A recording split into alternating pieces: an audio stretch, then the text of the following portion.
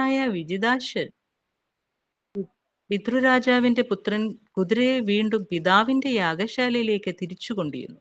അന്നു മുതൽ അറിവുകെട്ട കുറെ ആളുകൾ കപട സന്യാസ വേഷം സ്വീകരിച്ചു. ദേവേന്ദ്രനാണ് ഇത് തുടങ്ങി വെച്ചത്. ശ്ലോകം 23. യാനി രൂപാണി ജഗൃഹേ ഇന്ദ്രോ ഹയജിഹീർഷയാ താനി പാപസ്യ കണ്ഠാനി ലിംഗം ഖണ്ഡമിഹോച്യതേ. വിവർത്തനം. ഇന്ദ്രൻ ഭിഷാന്തേഹിയുടെ ഏതൊക്കെ രൂപങ്ങൾ സ്വീകരിച്ചാലും അവയെല്ലാം യാഗാശ്വത്തെ മോഷ്ടിക്കണമെന്ന ആഗ്രഹത്താൽ ആകയാൽ നിരീശ്വരവാദ തത്വശാസ്ത്രത്തിന്റെ പ്രതീകങ്ങളാണ്. ശ്ലോകം 24-25. ഏവമിന്ദ്രേണ ഹരത്വശ്വം വൈജ്ഞയജ്ഞജിഘാംസയാ തദ്ഗ്രഹീത വിസൃഷ്ടേഷു പാഖണ്ഡേഷു നദിർദ്രണാം ധർമ്മ ഇത്യുപധർമ്മേഷു നഗ്നരത്നപടാദിഷു പ്രായേണ സജ്ജതേ ഭ്രാത്യ പേശലേഷേഷു ച വാഗ്മിഷു. വിവർത്തനം. ദേവേന്ദ്രൻ പൃഥുരാജാവിന്റെ യാഗാശ്വത്തെ അപഹരിക്കുന്നതിനു വേണ്ടി ഈ രീതിയിൽ വിവിധ രീതിയിലുള്ള സന്യാസക്രമങ്ങളെ അനുകരിച്ചു. ചിലർ നഗ്നരായും ചിലർ ചുവന്ന വേഷങ്ങൾ ധരിച്ച് കാപാലികരെന്ന പേരിൽ കടന്നുപോയി. ഇവയെല്ലാം അവരുടെ പാപപ്രവൃത്തികളുടെ പ്രതീകാത്മക പ്രതിനിധികൾ മാത്രമായിരുന്നു.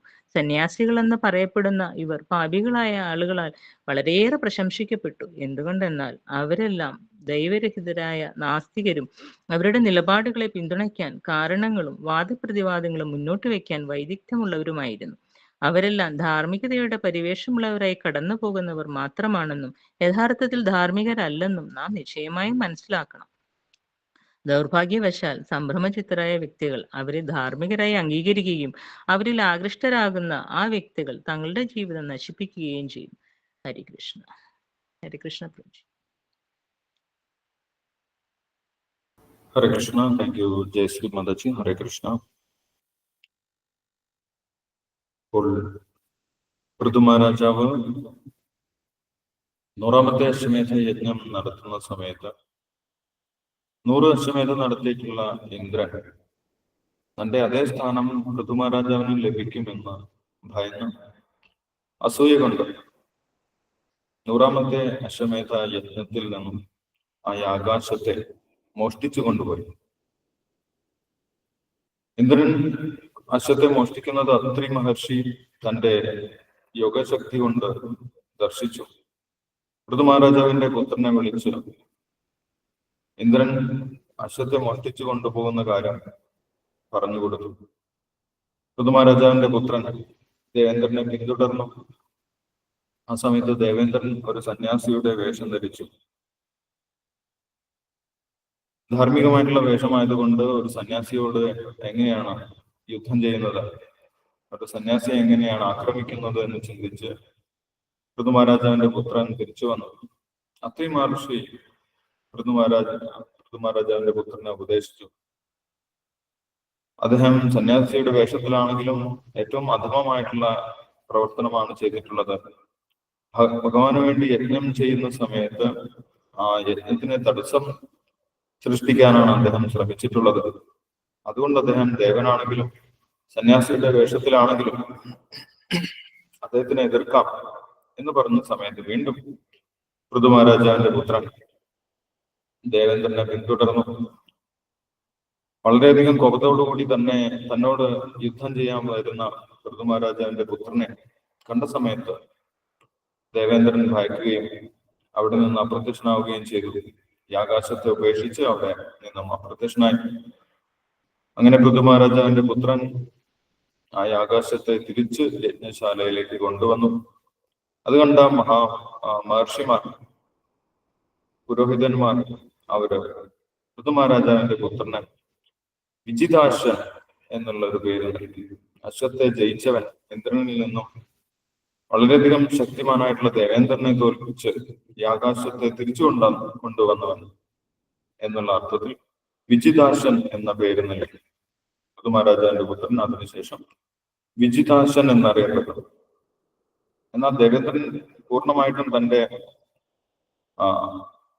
അശ്വത്തെ മോഷ്ടിക്കാനുള്ള ശ്രമം ഉപേക്ഷിച്ചിട്ടുണ്ടായിരുന്നില്ല. വീണ്ടും ചില തന്ത്രങ്ങൾ ഉപയോഗിച്ച് ദേവേന്ദ്രൻ ആ അശ്വത്തെ മോഷ്ടിച്ചു. യജ്ഞശാലയിൽ അദ്ദേഹം ഇരുട്ട് പരത്തി ആ കനത്ത ഇരുട്ടിൽ വീണ്ടും ഈ ആകാശത്തെ ദേവേന്ദ്രൻ മോഷ്ടിച്ചു കൊണ്ടുപോയി. എന്നാൽ അത്രി മഹർഷി ഇത് വീണ്ടും കണ്ടുപിടിച്ചു. വിജിതാശനോട് പറഞ്ഞു, ഈ ആകാശത്തെ തിരിച്ചു കൊണ്ടുവരുന്നതിനായിട്ട് പറഞ്ഞു. ആ സമയത്ത് വിജിതാശൻ വീണ്ടും ദേവേന്ദ്രനെ പിന്തുടർന്നു. ആ സമയത്ത് മറ്റൊരു സന്യാസ രൂപം ദേവേന്ദ്രൻ സ്വീകരിച്ചു. കയ്യിൽ ദണ്ഡം, അതേപോലെ ദണ്ഡിന്റെ അറ്റത്ത് കപാലവും തലയോട്ടിയുമായിട്ടുള്ള ഒരു കപാലി സന്യാസിയുടെ വേഷം ദേവേന്ദ്രൻ സ്വീകരിച്ചു. അപ്പോൾ ഇത് കണ്ട വിജിതാശന് വീണ്ടും ധാർമ്മികമായിട്ടുള്ള ചിന്തയുണ്ടായിരുന്നു. വീണ്ടും തിരിച്ചു വന്ന സമയത്ത് അത്രി മഹർഷി കഠിനമായിട്ട് വിജിതാശനെ ശാസിച്ചു. അപ്പോൾ വീണ്ടും വിജിതാശന് വലിയ കോപമുണ്ടായി. അദ്ദേഹം ദേവേന്ദ്രന് നേരെ ഒരു അസ്ത്രം ചെയ്യാൻ മുതിർന്നു. അങ്ങനെ തന്റെ വില്ലിൽ അസ്ത്രം വെച്ചുകൊണ്ട് തന്നെ ആക്രമിക്കാൻ വരുന്ന വിജിതാശനെ കണ്ട സമയത്ത് ദേവേന്ദ്രൻ വീണ്ടും അപ്രത്യക്ഷനായി. ദേവേന്ദ്രൻ ആ സന്യാസ രൂപം വെടിഞ്ഞു, അശ്വത്തെ ഉപേക്ഷിച്ച് അപ്രത്യക്ഷനായി. അങ്ങനെ വിജിതാശൻ രണ്ടാമത്തെ പ്രാവശ്യവും ആ അശ്വത്തെ യജ്ഞശാലയിലേക്ക് തിരിച്ചു കൊണ്ടുവന്നു എന്നാണ് പറയുന്നത്. അതിനുശേഷം ഈ ഒരു സന്യാസ വേഷത്തെ കുറിച്ച് ദേവേന്ദ്രൻ സ്വീകരിച്ചിട്ടുള്ള വ്യത്യസ്തമായിട്ടുള്ള സന്യാസ വേഷങ്ങളെ കുറിച്ച് ഇവിടെ വിശദീകരിക്കുന്നുണ്ട്.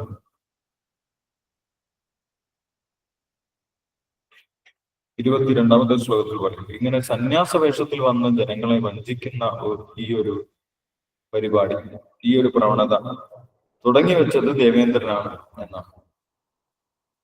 ഇന്നത്തെ കാലത്ത് പലരും സന്യാസ വേഷത്തിൽ വന്നിട്ട് ജനങ്ങളെ പറ്റിക്കാറുണ്ട്. അവരുടെ പല കാര്യങ്ങളും നടക്കുന്നതിന് വേണ്ടി സന്യാസി വേഷം സ്വീകരിക്കും. ശങ്കരാചാര്യൻ പറയുന്നുണ്ട് അല്ലെ, ഉദരനിമിത്തം ബഹുകൃത വേഷം. പലരും സന്യാസിയുടെ വേഷത്തിൽ അവരുടെ ജീവിതമാർഗം കൊണ്ടുപോകുന്നതിന് വേണ്ടിയിട്ട് സന്യാസ വേഷം സ്വീകരിക്കും, കാവ്യവസ്ത്രം. അപ്പോൾ എല്ലാവിധ കാവ്യവസ്ത്രങ്ങളും അല്ലെങ്കിൽ സന്യാസ വേഷവും ധാർമ്മികരല്ല.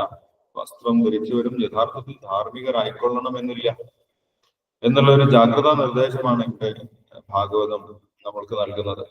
സന്യാസ വേഷം ധരിച്ചത് കൊണ്ട് മാത്രം ഒരു വ്യക്തി ധാർമ്മികനാകണമെന്ന് യാതൊരു നിർബന്ധമില്ല.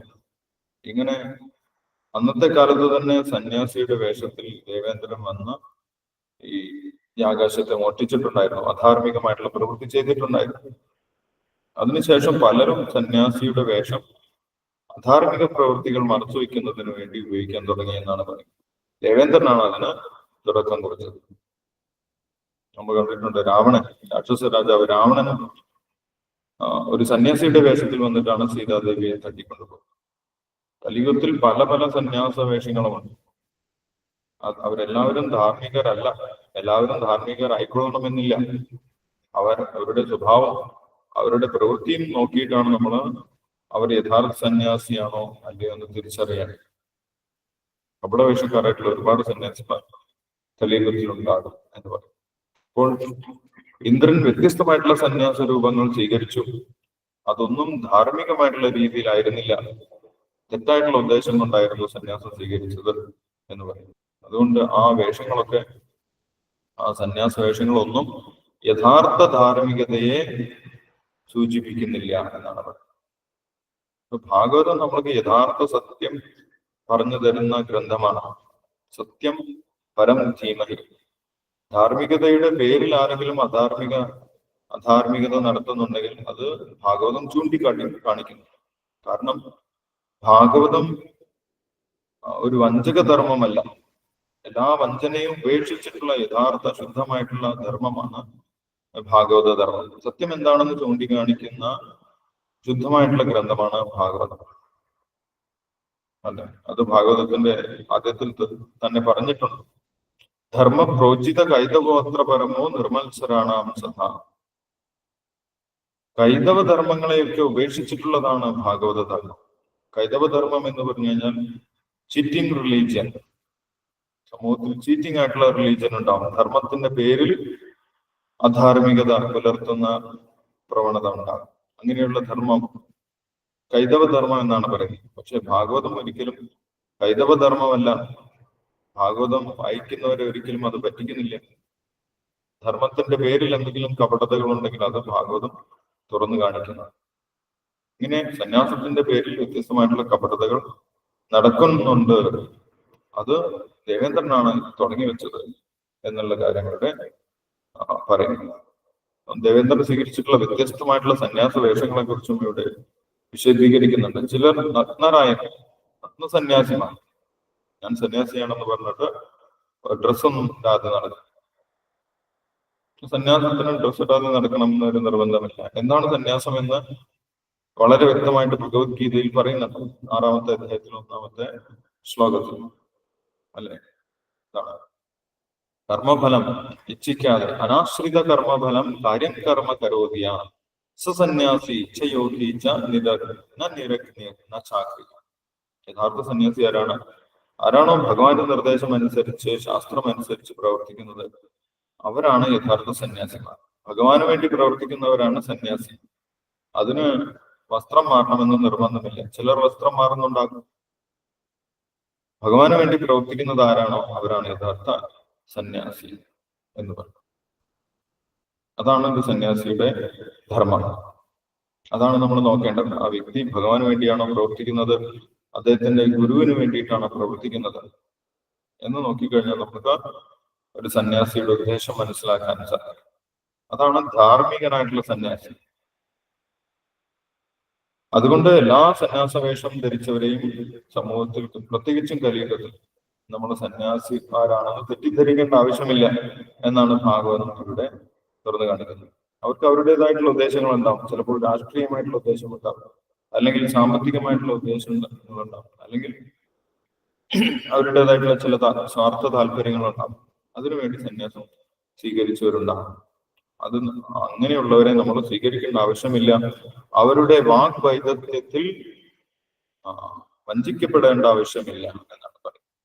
അവർക്ക് ചിലപ്പോൾ നല്ല രീതിയിൽ സംസാരിക്കാനുള്ള കഴിവുണ്ടാവും. അവര് വേദങ്ങളൊക്കെ ഉദ്ധരിച്ച് ചിലപ്പോൾ വലിയ വാഗ്ധോരണികളൊക്കെ നടത്തും. അതിൽ വഞ്ചിക്കപ്പെടാതിരിക്കാൻ വേണ്ടിയിട്ടാണ് ഭാഗവതം ഇങ്ങനെയുള്ള മുന്നറിയിപ്പ് നമ്മൾക്ക് നൽകുന്നത്. അങ്ങനെയുള്ളവരിൽ ആകർഷിക്കപ്പെട്ടു കഴിഞ്ഞാൽ എന്താണ് സംഭവിക്കുന്നത് എന്ന് അടുത്ത ശ്ലോകത്തിൽ പറയാം. അവരുടെ വാഗ്ധോരണികളിൽ, അവരുടെ വാക്സാമർത്ഥ്യത്തിൽ പെട്ടുകഴിഞ്ഞാൽ അവരെല്ലാവരും സാധാരണ ജനങ്ങൾ അവരുടെ വാഗ്ധോരണികളിൽ പെട്ട് അവരുടെ ജീവിതം നശിപ്പിക്കുന്നു എന്ന് പറയും. തെറ്റായിട്ടുള്ള മാർഗത്തിലേക്ക് പോകേണ്ടി വരുന്നു എന്ന്. അപ്പോൾ കലിയുഗത്തിൽ ആത്മീയ മാർഗത്തിൽ സഞ്ചരിക്കുന്നവർ പ്രത്യേകിച്ചും കൂടുതൽ ജാഗ്രതയുള്ളവരായിരിക്കണം എന്ന് പറയും. ഇങ്ങനെ അധാർമിക സന്യാസിമാർ ധാരാളമുള്ളത് കൊണ്ടാണ് കലിയുഗത്തിലുള്ള ആളുകൾ ഭാഗ്യം ഇല്ലാത്തവരാണ്.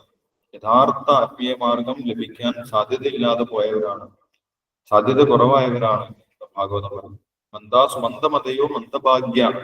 മന്ദഭാഗ്യ എന്ന് പറയുന്നത് ഭഗവാനെ കുറിച്ച് അറിയാൻ, യഥാർത്ഥ ധർമ്മം പറഞ്ഞു കൊടുക്കാനുള്ള ആളുകൾ വളരെ കുറവാണ്.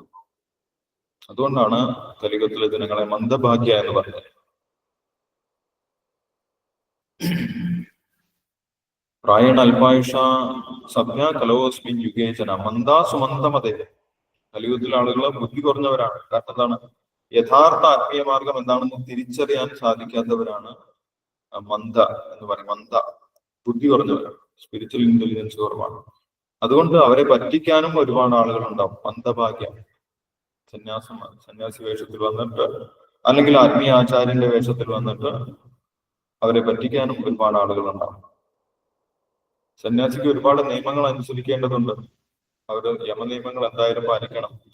സന്യാസ വേഷത്തിൽ മാംസഭോജനമോ അല്ലെങ്കിൽ ലഹരി വസ്തുക്കളുടെ ഉപയോഗമൊന്നും പാടില്ല.